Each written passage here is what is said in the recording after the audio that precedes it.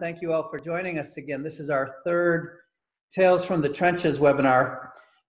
This series is made possible, as is the Hirschberg Entrepreneurship Institute, made possible by New Hope Network, the Januzzi Group, Bank of America, and Whipstitch Capital. So I want to thank our four sponsors.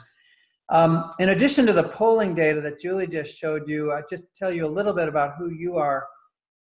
Most of you are engaged in for-profit enterprises. We do have some nonprofit entrepreneurs here. About half of you are under 40, about half of you are between 40 and 60. You are 59% female.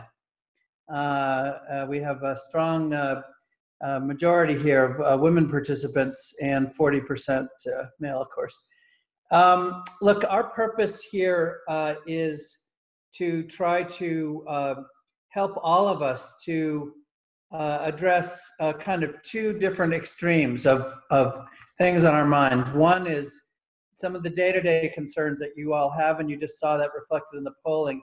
The happy news for me is that 59% of you just said in 59 seconds you're either not that worried or you're okay. But again, you can see a solid 1/3 are quite concerned. And today's speaker and today's question and answer moderator are both in the trenches right now, literally dealing with day-to-day problems that I'm sure are on many of your minds. So we want to absolutely make time, and we will spend more than half of our time answering your questions. As Julie said, just send them in on the Q&A.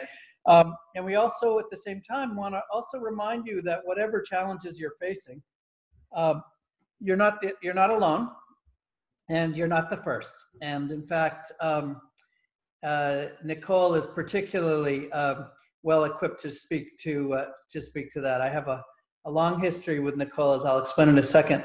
I do want to just say before we start, just to remind you, on Thursday we'll have another, a real industry veteran, I should say, Mark Retzloff, who has a long pedigree of starting many companies in our space, who will be joining us at 5 p.m. Eastern on Thursday. So please join us then. So Nicole Dawes, welcome. Glad to have you here. Let me just tell you all a little bit about Nicole.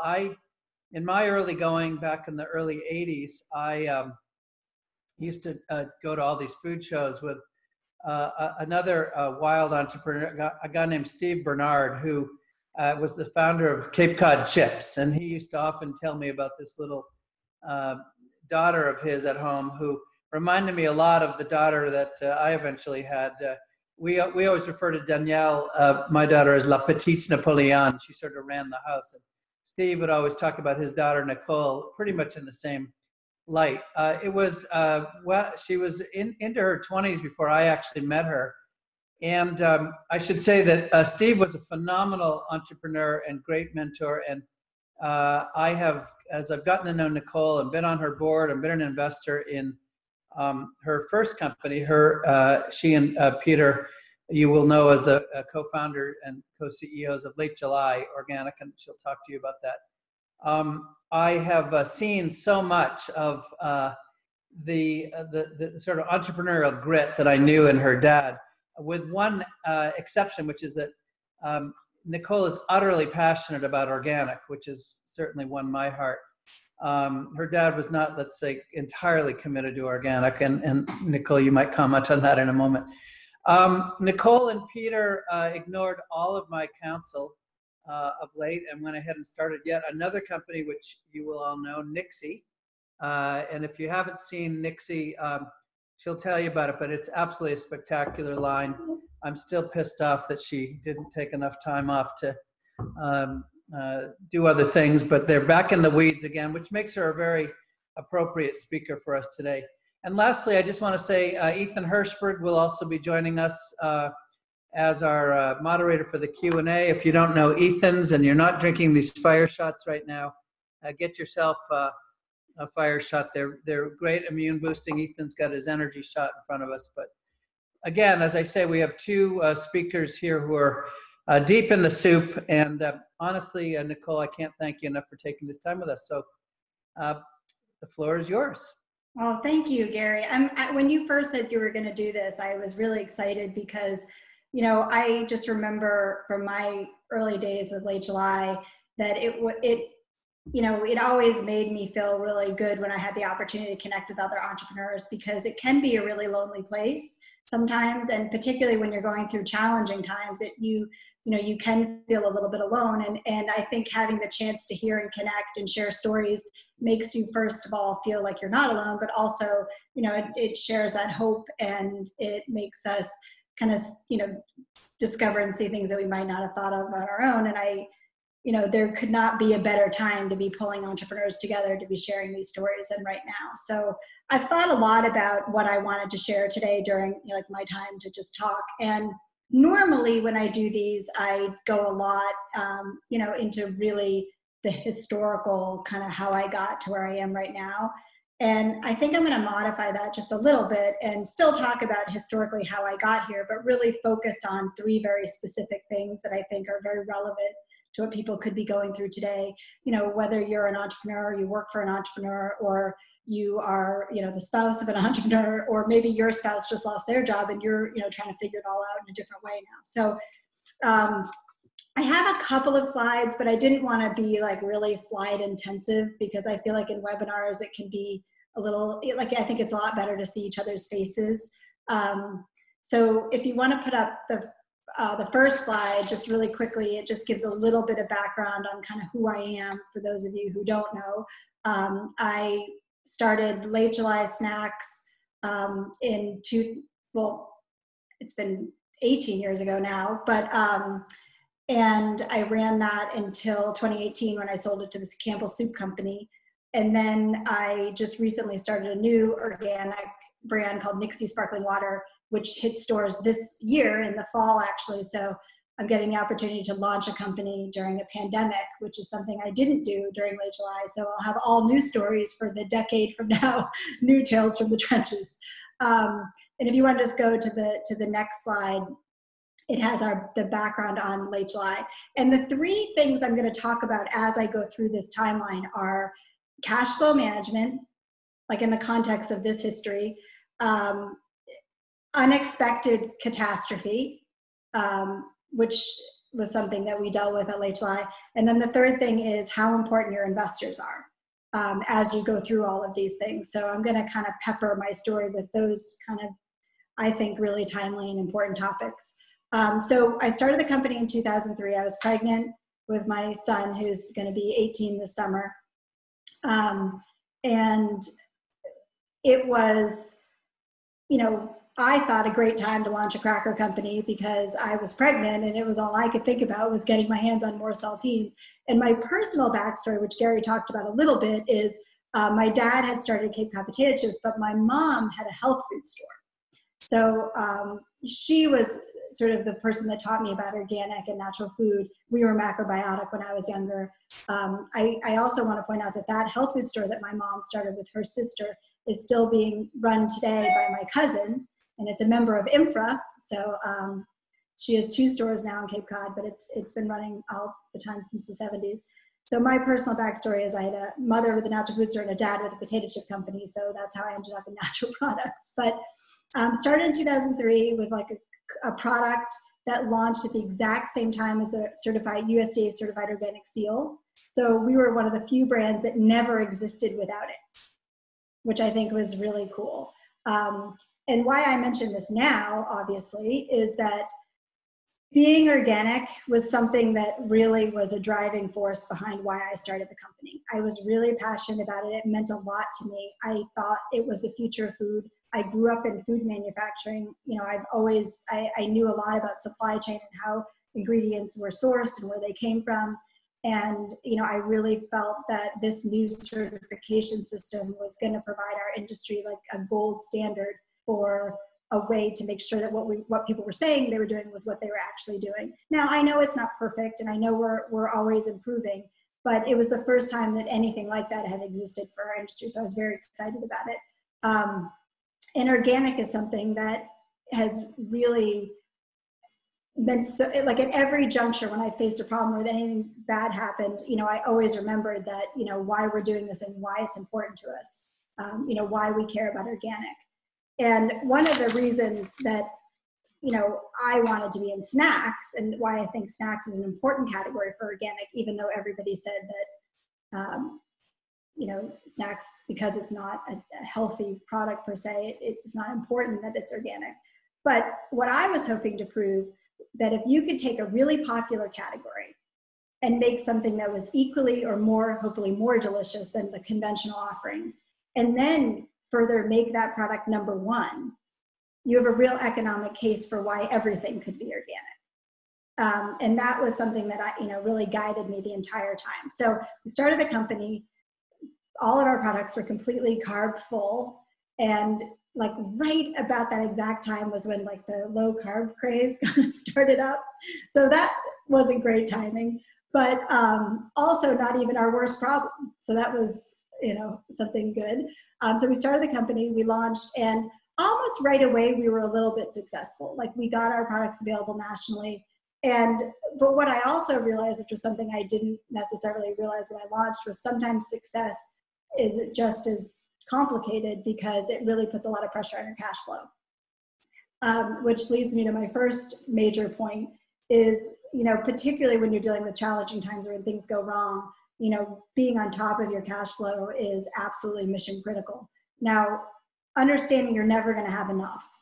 And it's probably better, because if you raise too much, that brings a whole different set of problems, which we can talk about later. But, when we realized kind of early on that, our cash flow wasn't keeping up, we were getting behind, something that I think a lot of people have shame around, which, as an entrepreneur, I don't think you're allowed to have that emotion around this, is being really honest with your vendors and your retail partners too about your cash situation. If you, if you really feel like you're going to be in a situation where you might not be able to pay on time, it's much better to be out in front of that problem than wait for it to come back at a time when you really can't do anything about it.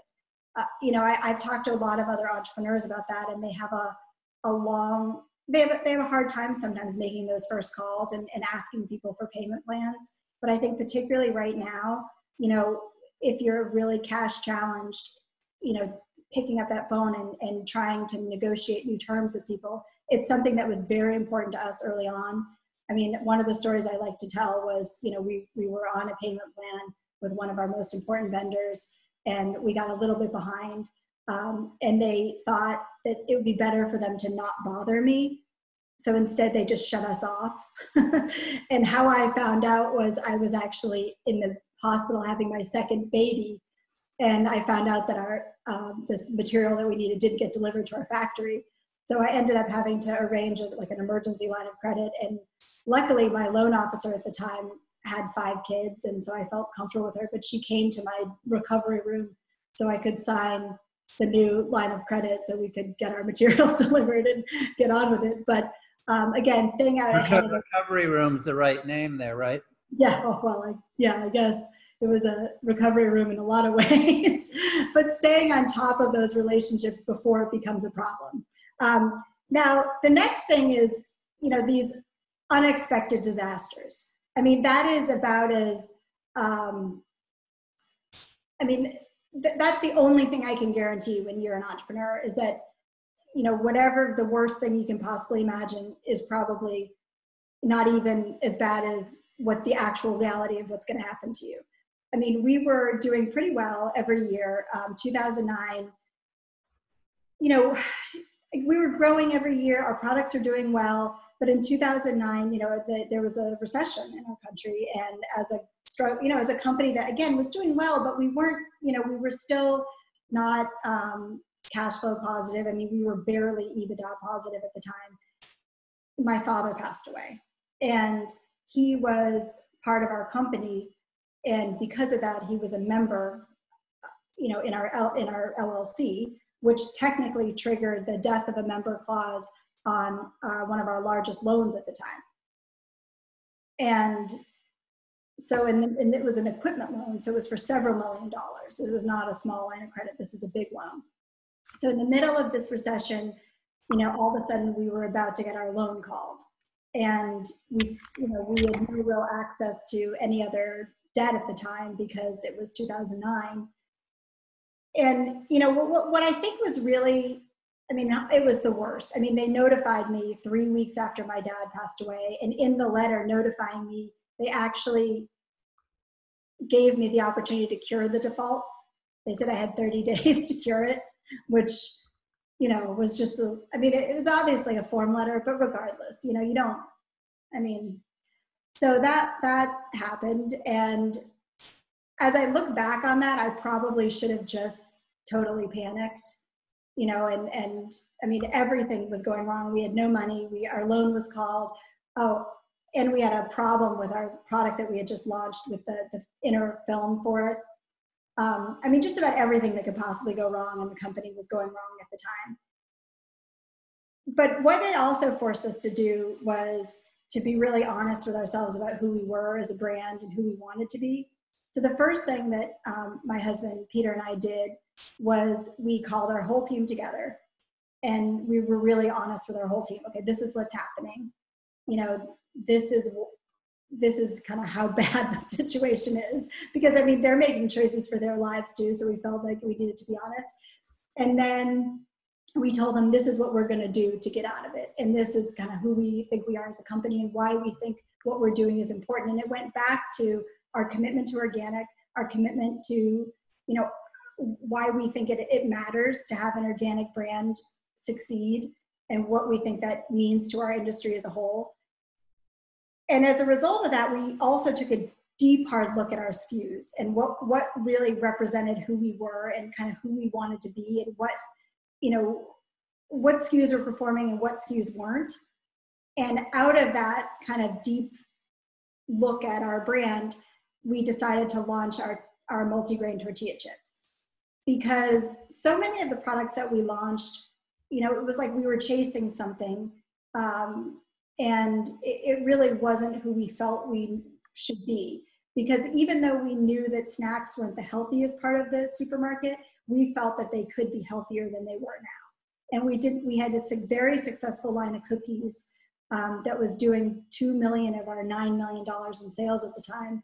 And we decided to discontinue them because we didn't feel like it represented who we wanted to be as a brand. And we didn't feel that it represented the healthfulness that we thought our brand could stand for. So we decided to launch these multigrain chips as a result of this kind of look inward at our brand.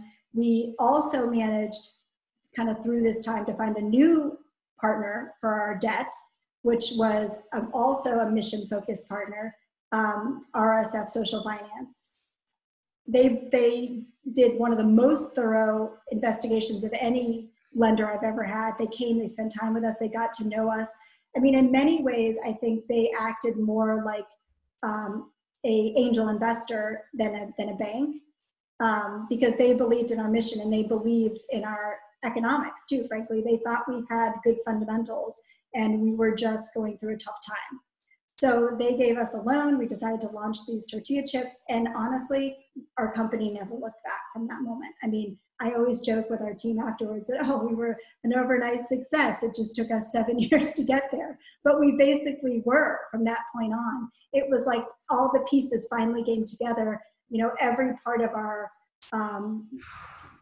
brand aligned with our mission. And I mean, we grew exponentially from there, basically from 10 million to 125 million.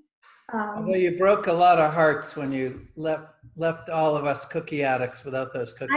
You know, believe me, my own kids were still, they like still bring it up to this day. And honestly, it was even harder at the time because the packaging that we did for that was like a tribute to my dad. And it really broke my heart to discontinue that product. But you know, it was a really tough and expensive decision that ended up being the right thing for our company.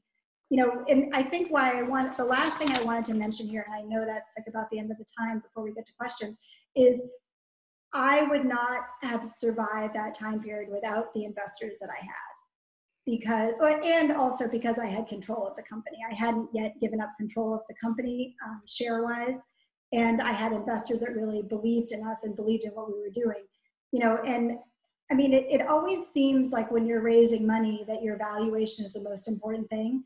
And I think it is important. You deserve to get what you're worth, obviously. But equally as important is getting the right people who really believe in you and your ability to lead your company through problemed times. Because, you know, when you're raising money, presumably isn't when things are going bad, or at least hopefully it's not.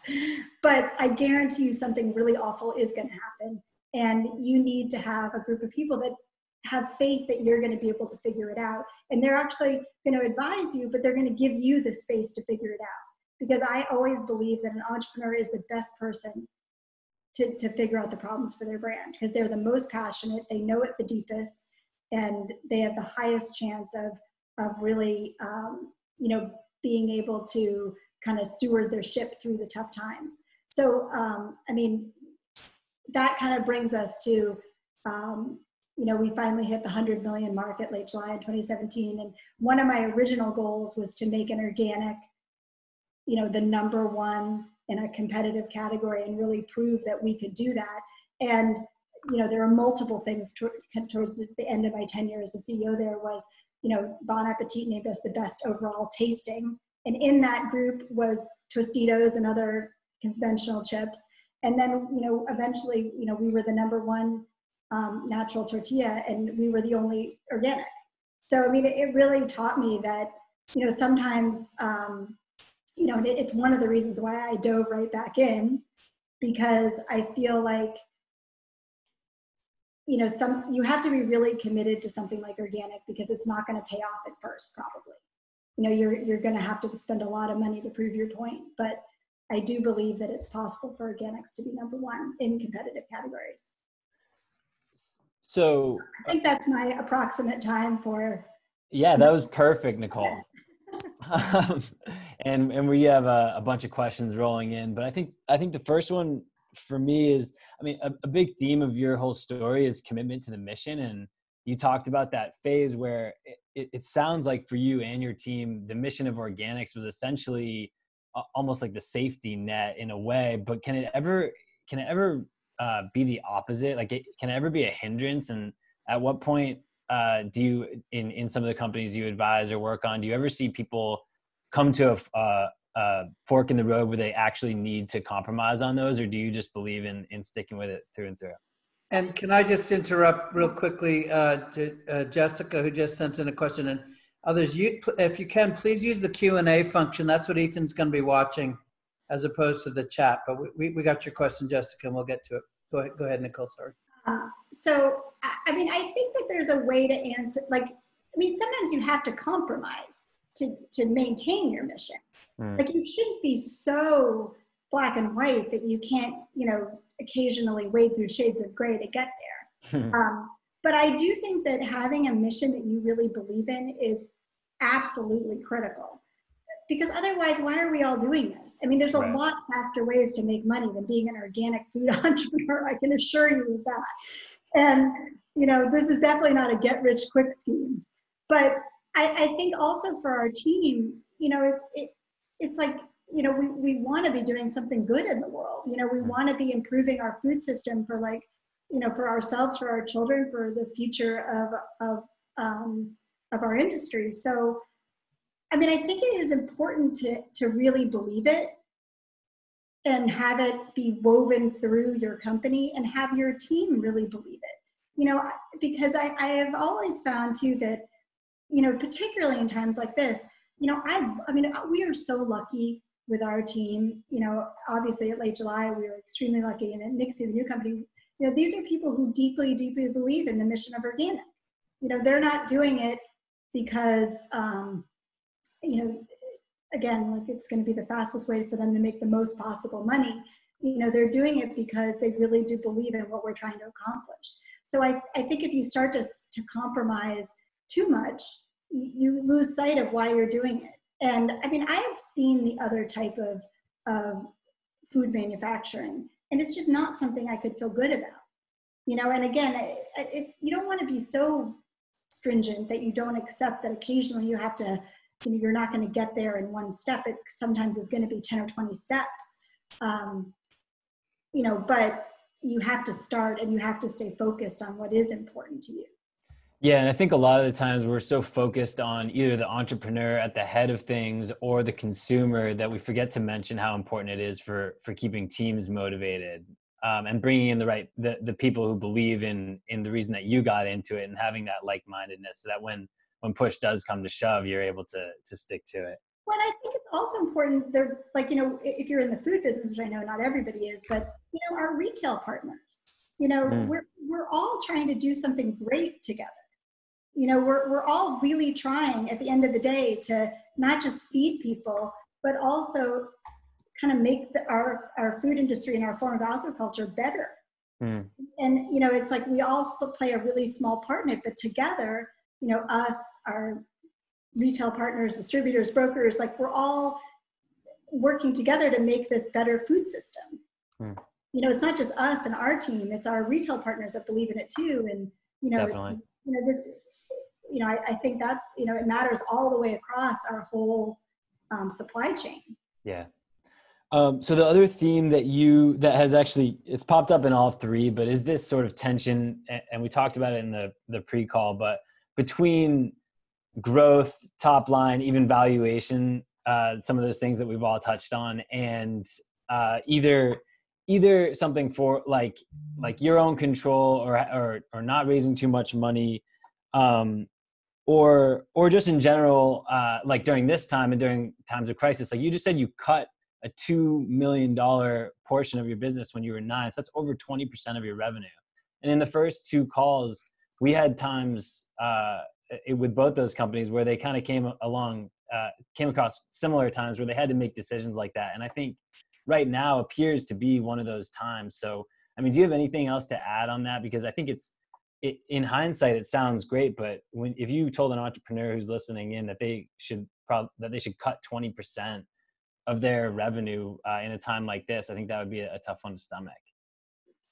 Well, it's always a tough decision. And I think that's why it's really important to have people in your company. I mean, I'm an entrepreneur who is like almost like from central casting entrepreneur. Like I'm delusionally optimistic, like everything's going to work out. You know, it's all good. And I think that's why it's really important for entrepreneurs to have someone in their company that does check them on that a little bit, which for me, like my husband and I have that relationship where, you know, like he'll, in the situation where we discontinued these cookies, I mean, he and I thought about it, you know, disagreed. And the reality was that it was the right decision for us for a lot of reasons. I mean, it fit who we wanted to be as a brand in the future better. It made it easier for us to tell our story, but they were also, you know, really hard to make. And they were they were making our situation from an operational standpoint kind of untenable. And, you know, the way we made our cookies, like if you know how like regular Oreo cookies are made, like we actually used we created organic dark chocolate and then sandwiched it between these. I mean, they should have been sold for like $100 a box. And we were, you know, we were never going to be able to charge what we needed to for them. So, I mean, they were problematic for a lot of reasons.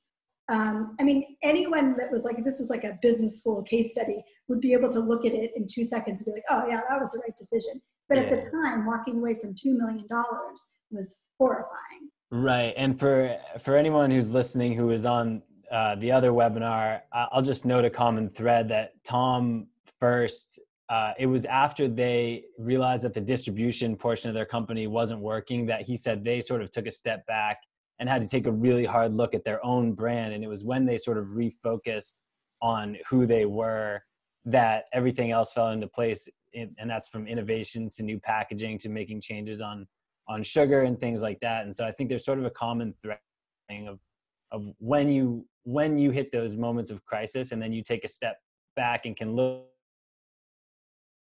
at start to make some of those decisions from a more authentic place. I think eventually you end up, you know, in a better place, which obviously. Well, that was the same with the Stonyfield story too. When we came back to the little factory, we had to realize we were, you know, the 80-20 rule was at play. And, you know, Nicole, you slipped it in there, but I'll just comment that, you know, often you have a lot of ego attached, right, to the product, you know, pride of authorship. And then in your case, you had your kids, they were addicts like my kids were, and their father. So, you know, you had a lot of emotion at play. Yeah, and I think that is what makes it. I mean, SKU management as an entrepreneur is very, very difficult, but it is so important. And I think that's why one of the things that doing some real cost accounting. I mean, this isn't a super fun conversation, but really understanding the costs of and the cogs behind all of your SKUs, so that when you're looking at them, it helps to make you more objective. Yeah. And if you don't see any way to fix it, like there's literally nothing you could do if you were, had all of the resources in the world at your disposal, could you ever fix it? Yeah. I think those obviously may help you make the get to an answer much, much faster. But I do think there's a reason why there's been a common theme here, because, when you understand your brand completely, then you can explain your brand to other people. And then your selling story it tells itself. Mm. And when you're confused about it and you're in, your brand is in 8 different places and nothing really makes sense, then how is someone else supposed to understand it? Definitely. Yeah. And I think one of the big takeaways from those first 2 has been around, maybe as it pertains to this crisis, has been around pulling back on some innovation, but there also is a lesson about SKU rationalization in the midst of all this. That's probably an important one. We didn't totally, we rationalized and got rid of some, but then we launched and changed our company completely. Right. Yeah. So it was, we bet it all on a new launch because we really felt it represented who we were and who we were meant to be as a brand. Yeah. But it all came back to that same point of, really defining that. Identity. Let me just mention something as a board member at the time that I remember. And this is really for a lot of, and I'm seeing the questions coming in. A lot of folks are curious, as Ethan will get to, about particular adaptations for Nixie right now with this crisis. But I remember distinctly sitting at board meetings and sitting with you and Peter and learning. Fine, Gary. Everything's fine. Learning just how much time the cookies were taking of Peter's. Oh yeah. One of the 2 leaders. And how it couldn't be done if he wasn't there. If he wasn't down at the co-packer, all kinds of stuff was going to happen, right? And, I think that at a critical time like this now, and you've been through many of them, you have to realize that equally important and maybe more important than capital is your own time. Like, where's it going? And if you remember, I was sort of barking at Peter, just get the hell out of that factory. We obviously needed to get somebody else in there on the chip side, but also when he finally did get out of there, it leveraged up. It made so much more bandwidth available to other critical things. So I think folks who are leading your companies, you don't just need to look at your SKUs, you need to look at your time allocation as well. No, and I think that is a great point too, that, you really forced us to take a look. Not just kind of the use of our time and making sure it's valuable, but also our well-being. Peter was down spending weeks at a time away from the family, staying in the saddest place on earth, which is a corporate apartment in Columbus, Georgia. And, away from all of us. We had 2 kids who he wasn't seeing. And, we were really, we weren't even really making salaries at the time. So the idea of bringing on a new person was a little bit scary, but it was, by far some of the best advice we ever got, because it changed our lives in so many ways, but realizing, where we can contribute the best so that we're using our time in the most valuable way. And we're helping to grow our brands in the best way. Me using my time to do something I'm not that good at, or someone else could be better at, isn't the best thing for my brand. So if it's okay, there's a lot of questions. Okay, please. I think there seems to be an excitement and emphasis on this current landscape and what you're doing with Nixie. And obviously there's a lot of lessons to be taken from late July, but I think that, again, that's the unique perspective I think that you bring among the people coming on these webinars. So Chuck asked, how is COVID-19 changing your Nixie launch and business plan? And then there was some emphasis saying, yes, let's please focus on today and the current product. Sure. Well, I mean, one of the things, I mean, it's hard. I mean, you know, we literally just got into some of our major accounts like right before this happened, and some were actually being reset during. Um, Yeah, us too. yeah, and you know, so we're seeing, you know, and I think one of the trickiest things that we're seeing, and that, you know, it's been hard to get the message out there, because I feel like, you know, in general, because our industry, groceries and people who manufacture them, are considered essential. So we are luckily be able to continue operations. But what we're finding is that it's the larger brands that are feeling the success of that. Like they're feeling the increased orders. You know, new brands, particularly small organic brands that just launched, you know, are not seeing, you know, these huge spikes in orders. You know, we're seeing the opposite. You know, we're seeing that our products aren't being ordered, even if even if retailers are requesting them, because, you know, space on the trucks is going to larger brands. Yeah. So, I mean, that's a very real thing that's happening to us right now. And, you know, I mean, one of the things that I think is difficult for a lot of brands that are in our situation is, you know, we're not taking salaries at the new company, my husband and I. And so we can't say, well, we're not going to take a salary, you know, we'll commit to our employees. You know, that's not an option. That's not on the table. We're already not doing that. But we did make a commitment to our entire team. You know, we made a commitment that we're going to get through this together, all of us. And I think the thing that we are really doing, and one of the things I'm very grateful for right now, is our broker network. Because, you know, you need to be the squeakiest wheel. I mean, it feels bad doing that a little bit, but I think that it's very important that people know you're still there, know that you're able to fill orders, and know that you are ready to support them. And, you know, so we have been working very, very closely with our brokers and making sure that our retailers know too. Yeah. And one of the things that we're not doing, and some retailers have asked, is, you know, to look at other forms of distribution. You know, we're trying not to make radical changes, because, you know, we do think we're going to get through this. And, you know, I think it's best if we get through it kind of intact. But where we can support customers directly, we are trying to do that. The biggest thing that we're going to do, I think, is, you know, as hard as this is we're going to look at it almost like a relaunch when this is over. You know, we're going to do everything that we would have done and that we did do a few months ago, which is going to be expensive. Yeah. It's going to require a lot more promoting and things that we previously did. But we're going to, you know, have to do that all over again.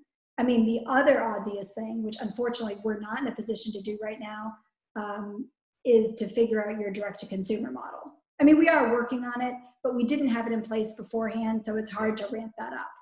I mean, obviously, if you can do that, that is a much needed source of revenue for you. And obviously, it's an easy thing to do if you're set up to do it without trying to build big infrastructure on your own right now, which obviously people aren't in that place to do if you're a small brand. Right. And we talked about that with Tom on last week. That was sort of his emphasis was, if you're able and built out to do it, that's where to lean right now. But obviously, like, Amazon's not accepting new products right now, I don't think. So there are some limitations.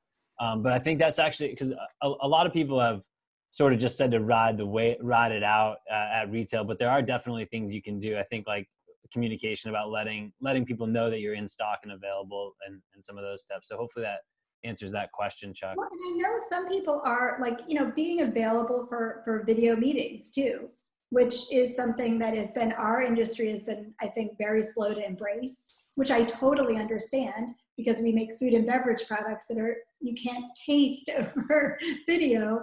But I think that, you know, we have to adapt a little bit to that and be open to meetings with your partners over video now, and figure out how to make that work. Yeah. So Madeline, this is a good question. She asked, you mentioned 08, 09. She asked, in the past recession, how did consumer behavior change for a healthier, better for you option? I'm curious if consumers revert to incumbent brands they are, one, more familiar with, and two, less expensive. Yeah, I mean, that was it. I mean, our sales, like, we were growing at this really fast rate. And then in 08 and 09, our sales went flat, basically. Yeah. I mean, I think that's definitely what happens. You know, people are hurting financially. They're, you know, maybe grocery shopping a little bit less. I mean, interestingly, that isn't what's happening right now with grocery shopping because of, but you know, if people don't have as much disposable income, they might be less inclined to try a new brand. Yeah. But that's why I've always believed that organic and natural product brands, you know, we're not I mean, even though Late July was a little bit more expensive, you know, I always wanted to make sure our brands were of value. You know, we're not the high cost alternative. You know, you know, that definitely puts you at a disadvantage in a recession. But as long as your product is a value and you're providing that and you're explaining it, you know, presumably you won't be as hard hit by, you know. Well, can I also add, by the way, that was Madeline Hayden from Nut Pods, who wasn't in the business at the time and now is really having great success on the e-com front. And that's something I want to throw in, and I'd be curious to have both of you comment. You know, something that we didn't have in 08, 09 was a vibrant, active, robust e-com, a direct-to-consumer avenue. There were some, but it was pretty clunky. Most of the little brands I'm seeing right now have had a real pivot to a much higher percent of D2C. Are you getting any of that, Nicole? Well, I mean, it's a little bit hard because one of the problems with beverages is that they're very, very heavy. Right. So it costs us more to ship an 8-pack than the actual price of the 8-pack. So it's the best way to deliver direct to consumer is through grocery delivery services or like, you know, online places that already have a model in place. Because for us, we're in the process of doing it, but I mean, the math was so upside down that, you know, it's really almost a sampling vehicle, not a way to bring in revenue, which is still great because right now you need to get people to try. Trial. Yep. But I think we're in a very different place. You know, although snack food was actually equally difficult because it takes up a lot of volume, but you can't get the value. So like a case of chips, you know, would probably, you know, it's like $7 worth of product and equally, you know, a little bit more to ship it. So you're still dealing with the same problem. I mean, things like Ethan's shots, I would think are primed for direct to consumer. You know, they're small, they're heavy, but they're not too heavy. Nut pods, like some things like that, which really do lend themselves to getting benefit, like good freight rates and shipping rates. It's more complicated for people who their product doesn't lend itself perfectly to that model. Thanks for the plug. Yeah, especially right now, you should definitely be stocking up. I think we'll leave that for a separate conversation, maybe. Yeah. All right. Wow. There's a lot of questions. Tracy asked, I like this one, not necessarily crisis related, but at the beginning stages for an emerging startup snack or beverage brand, how did you choose the right distribution network, also channel priorities?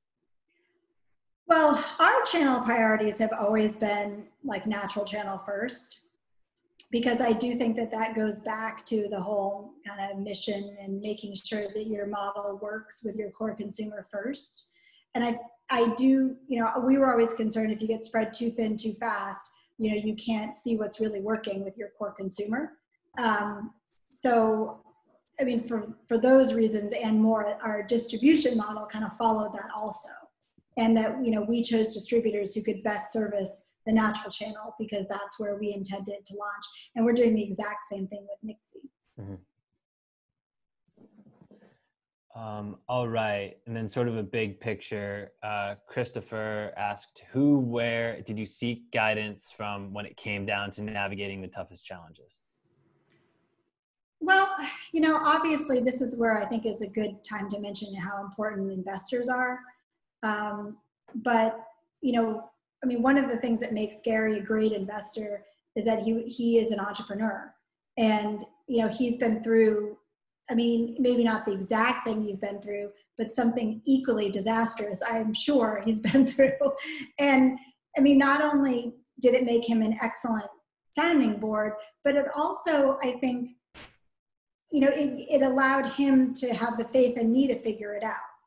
I mean, he would provide guidance, but not really tell you what to do, which I think is very important for entrepreneurs. And, you know, sometimes, I mean, my father was the same way. I mean, you know, he never really told me what to do. It was always, you know, he would guide me and teach me things, but it wasn't about, you know, him making the decision. So I feel like during times like this, especially, making sure your group of advisors are people who do understand your situation, you know, from a very kind of deep place. Other entrepreneurs were always my best sounding boards and source of advice. Another common thread, I think, throughout these. Well, I have to say, you totally ignored my advice about launching this company.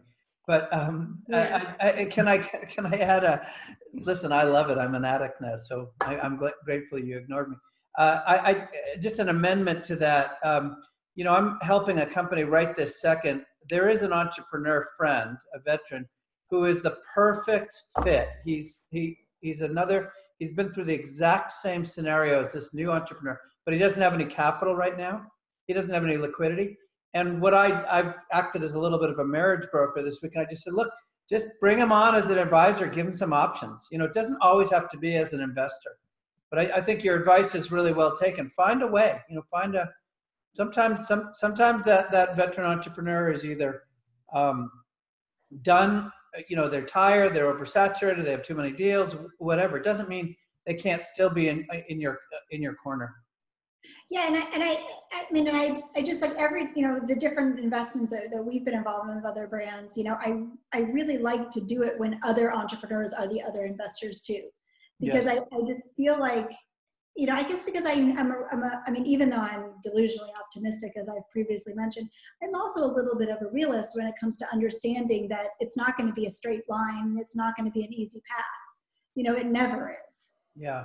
You know, can I also, this is a good moment for me to just quickly plug on the May 7th and 8th Institute that will be virtual. We now have 35 investors there. So for those of you who are raising capital, a lot of the questions last time, I haven't looked at these as closely, were about, is it possible to raise capital during this time? And the answer is an unequivocal yes. And I will tell you, of the 35 investors, probably 2/3 who will be at the Institute that Friday are entrepreneurs, are people who've actually been there and they're recycling or whatever. So if you are thinking about attending, or if you're raising capital, you ought to think about attending.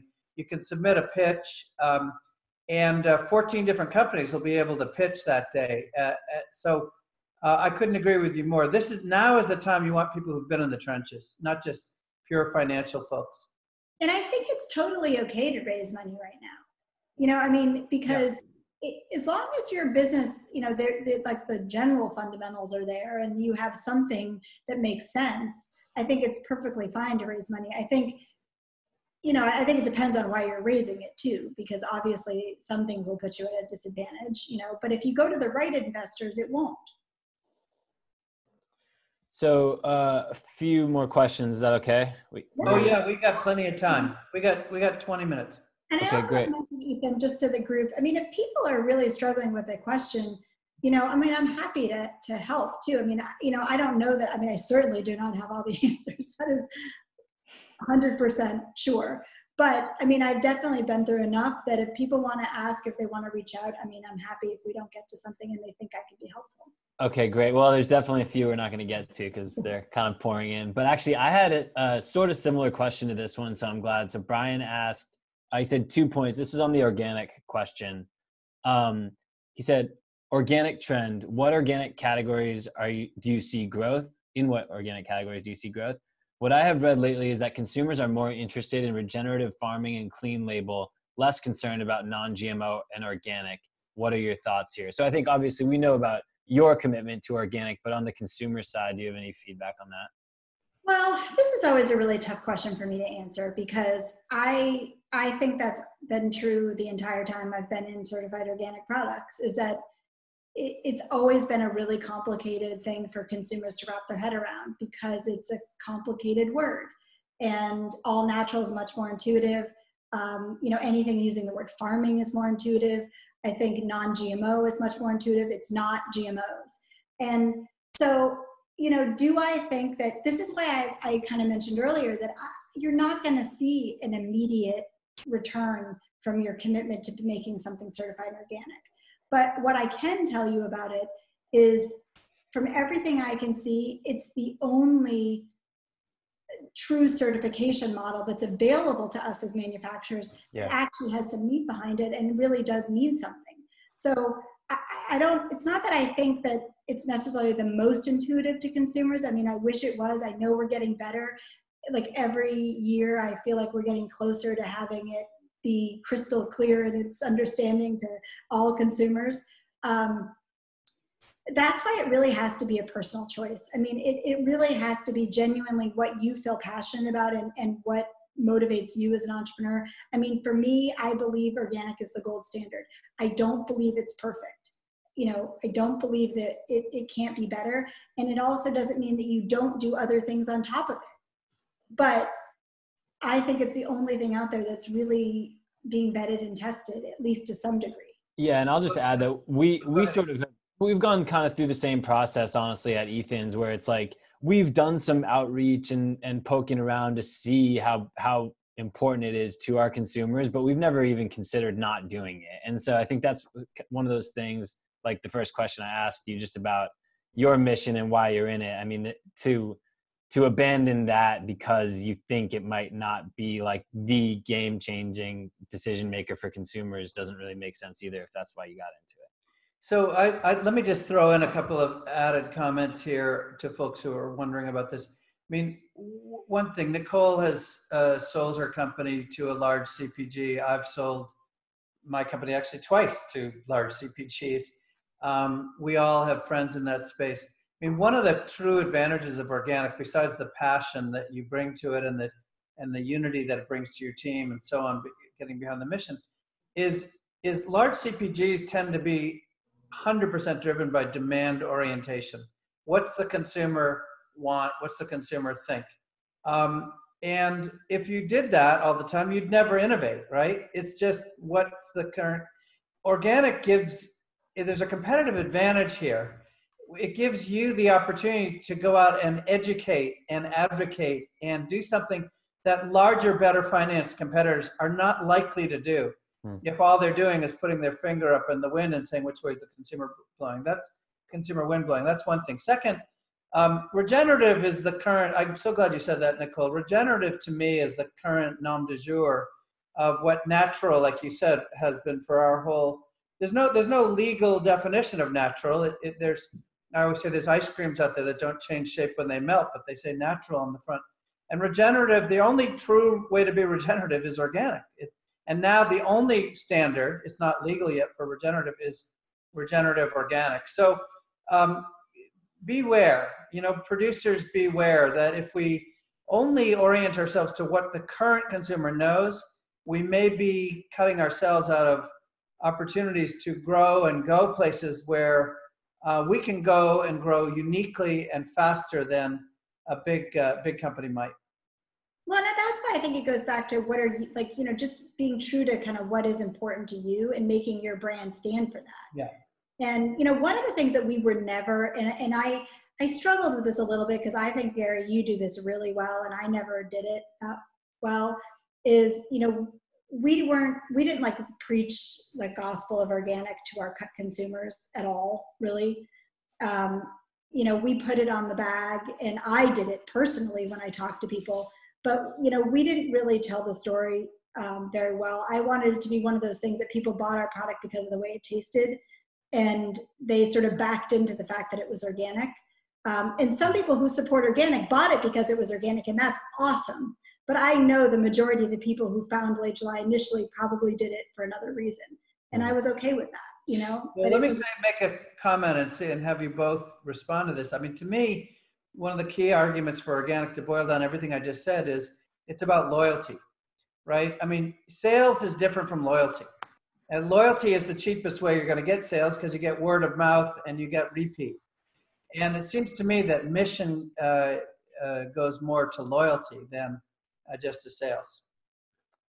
Yeah, I mean, I totally agree. I think this is a lot of what we've talked about some of these maybe the missions that actually come across as maybe sacrifices, like it costs more, or for us, the glass bottles, like it's more expensive, it breaks, we get people upset, but it does the things that make a difference to your core customer. And Nicole just talked about starting in the natural channel because that's their core customer. I mean, those are the people who are really going to make your brand move. And anyone can dump money into advertising and pay the same customer acquisition as each other. But when you have differences in your product that actually make a difference for a core set of people, and they're the ones going around telling their friends and family about it, that's how you really get things moving.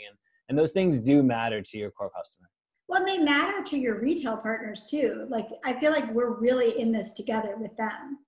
Mm-hmm. And, you know, like, even though I didn't feel like maybe every consumer on earth understood all of our claims, I really did feel like my retail partners were really supportive of those and believed in the same mission I did, particularly, you know, our natural channel partners. So along those lines, William asked, how do you feel about Whole Foods pushing for non-GMO project verification, recently diminishing the value of USDA organic logo versus the butterfly and creating confusions for consumers about what organic is?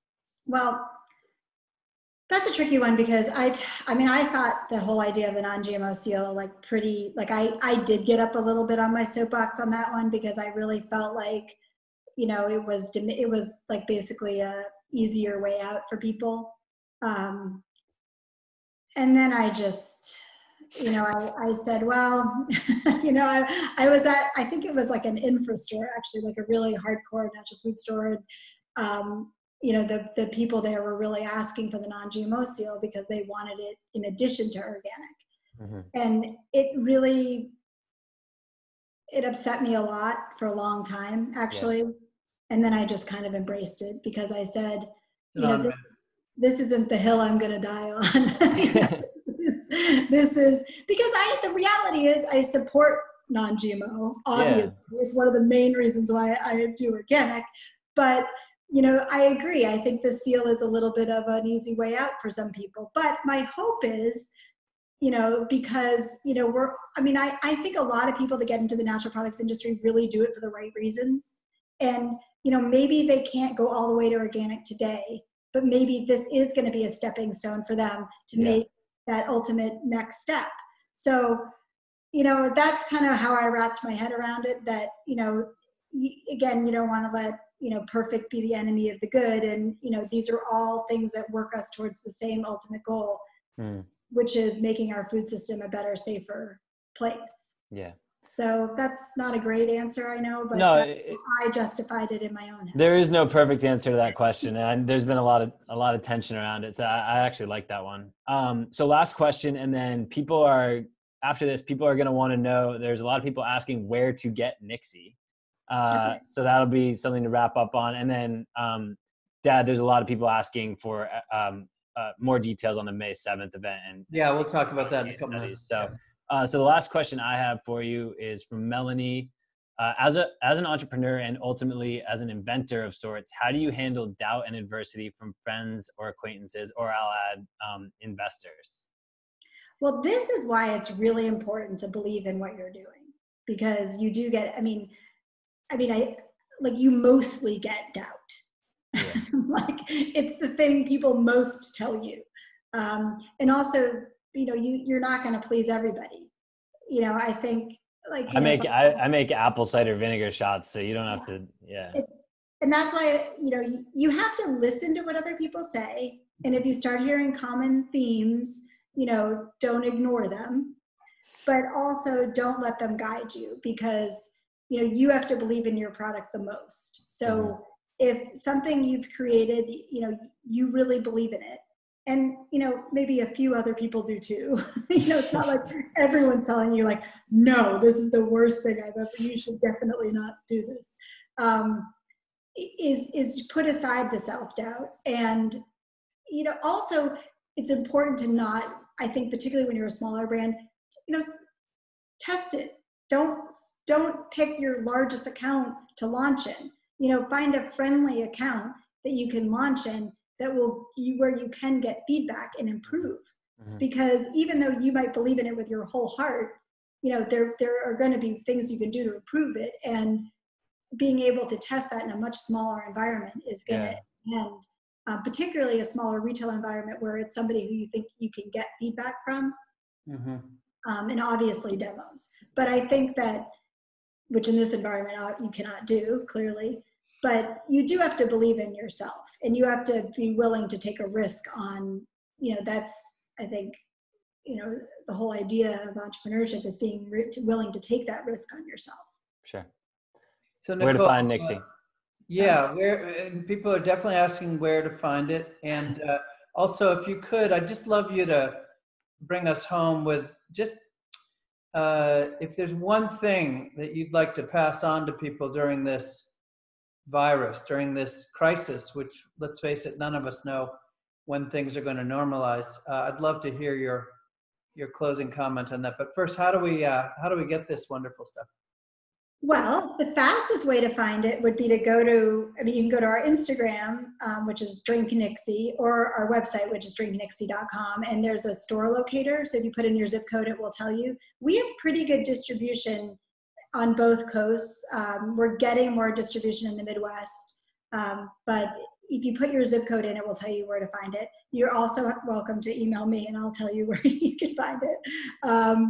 And, like I said, we do have pretty good distribution. Right now, we're out of stock in a lot of stores, unfortunately. So please don't give up on that.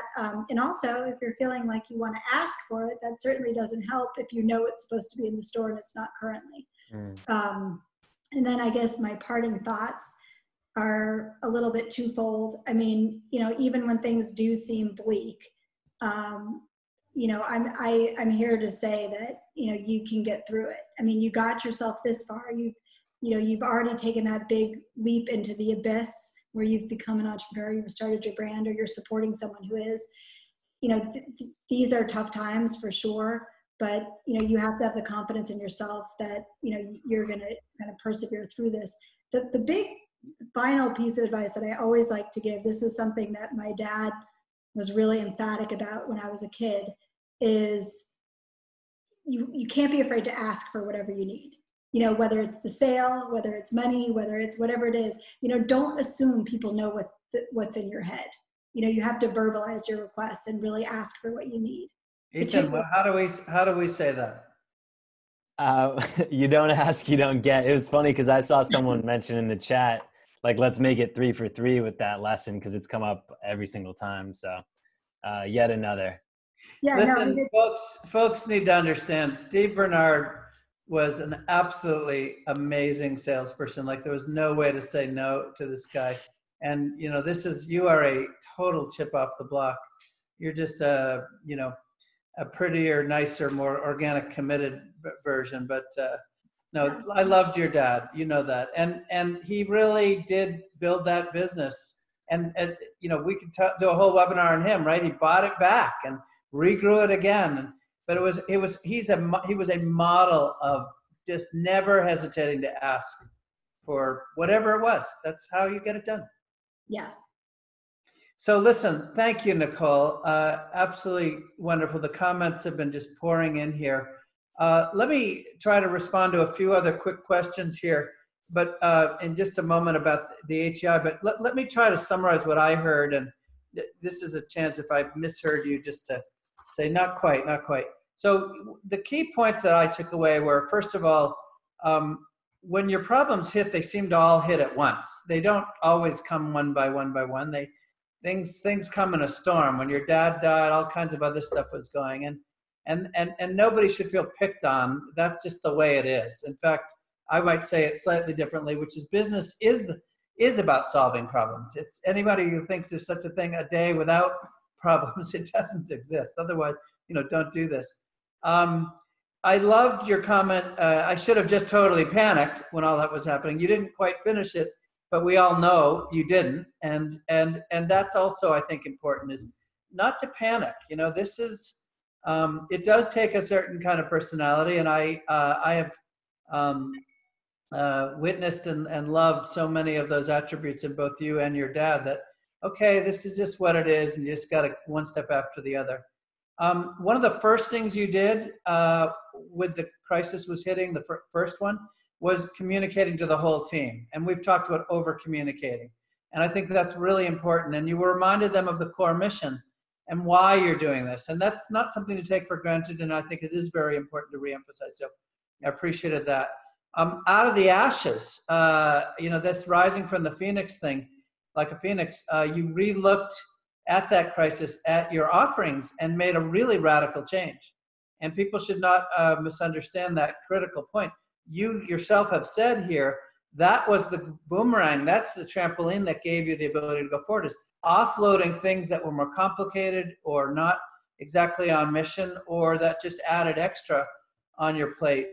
These radical changes to drop the cookies and launch chips is really what catapulted you to through the next 15 years.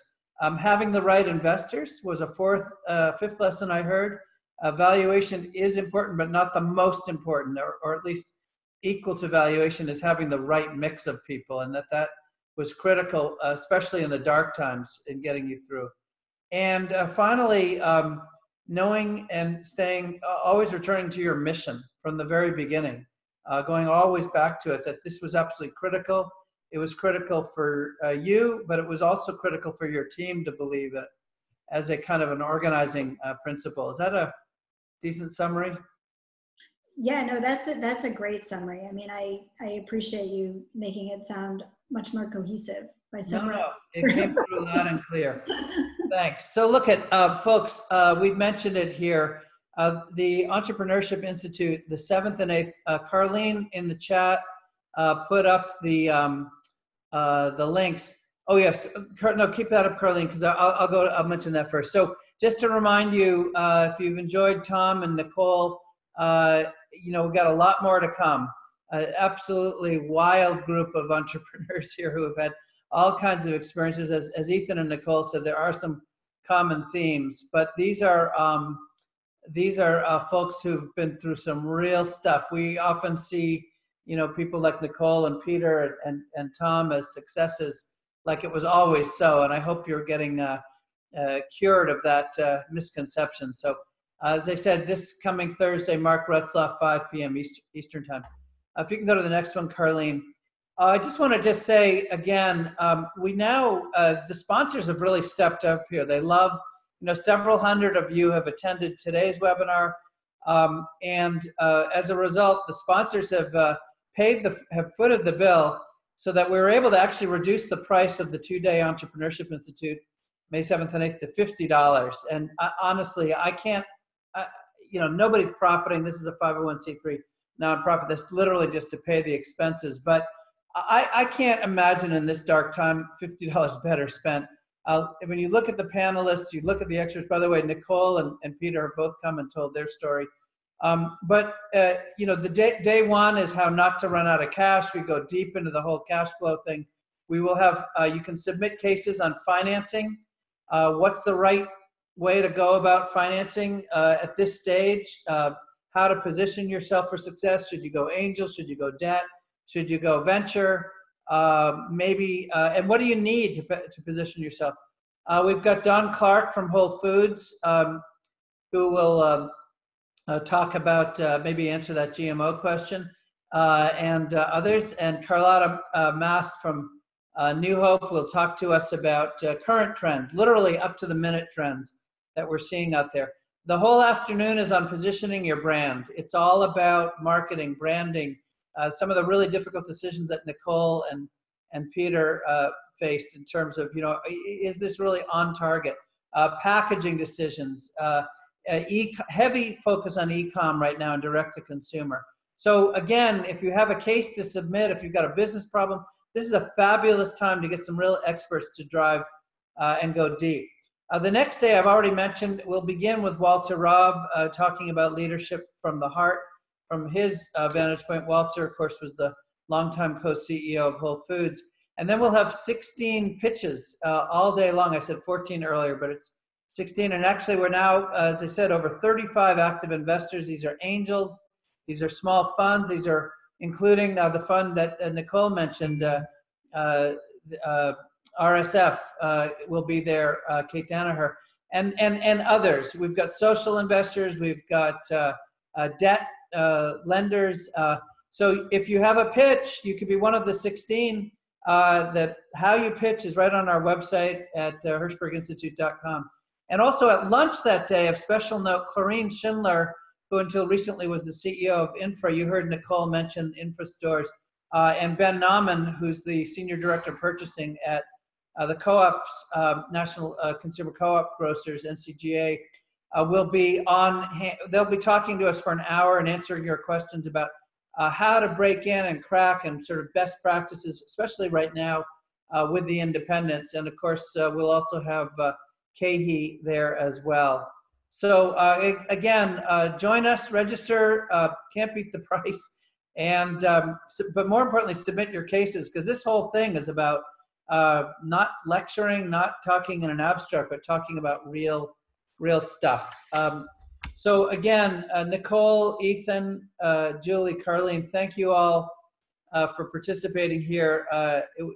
Your story inspires, and don't forget to go out there and get your Nixie folks and get your Ethans and all the other wonderful up and coming and fabulous organic companies out there. We appreciate your joining us and look forward to seeing you all on Thursday. Thank you again.